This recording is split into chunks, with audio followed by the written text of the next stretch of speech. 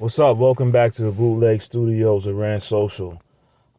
This rant is going to be about all these high-speed accidents. I'm going to do another video on the high-speed accident that this woman flipped her car up on top of a building. She was going so fast. It catapulted the car on top of a building.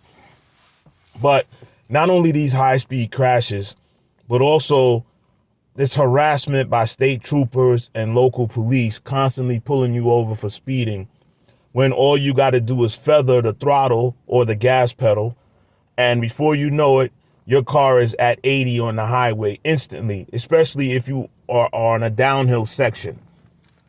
Most people like forward progress and forward momentum, so they're not going to stomp on the brakes to slow themselves all the way down to 60 or 55, slowing the car's momentum down. It just doesn't feel good. It doesn't feel natural. The car wants to go a certain speed. Guys that are in the high performance cars and motorcycles know that each car is built with a certain sweet spot, and that car tries to reach that sweet spot.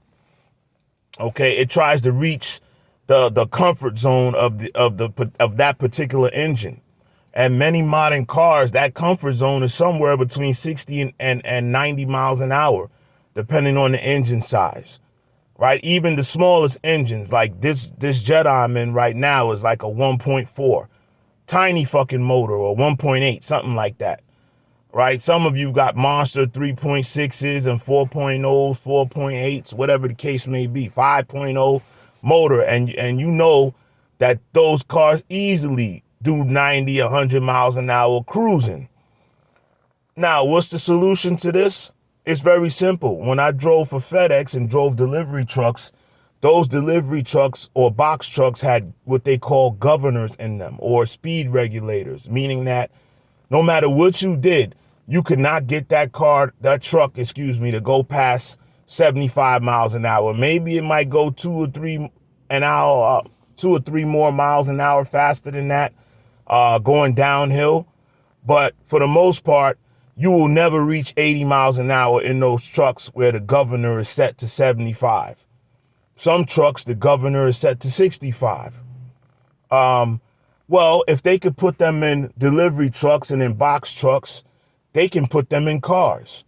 So why does the government allow car makers to produce cars that routinely go over 80 miles an hour? And you don't even have to have the gas pedal halfway down. You can have it a quarter of the way down. It's just the engine wants to reach its sweet spot, its cruising sweet spot. All these engineers know this. All these lawmakers know this. The police and state troopers definitely know this, but they take advantage of this to pull you over and harass you and write you these crippling speeding tickets when people are struggling to get by. Next thing you know, you got a $270 speeding ticket, which is just nonsense. And you don't even have to be going and ridiculous speeds like 130, 120 miles an hour. You could be going 85 miles an hour. Here comes a trooper right behind you to give you a damn $200-something ticket when they all know that these cars are built to go this speed. But we all know the solution. Anybody that got any sense knows the solution. Put governors in cars. Even if the governor is 80 miles an hour, you know how many speeding tickets that would reduce and save us consumers money, keep us safer, save us from our own egos, right? Our own mental issues when we get behind a car. But no, they allow automakers to make these cars and go as fast as they want. And guess who falls into the trap and suffers for it? Us, the buying public. That's all I want to say on that. Rant Social out. Let me know what you think about in the comment section. All cars should have governors.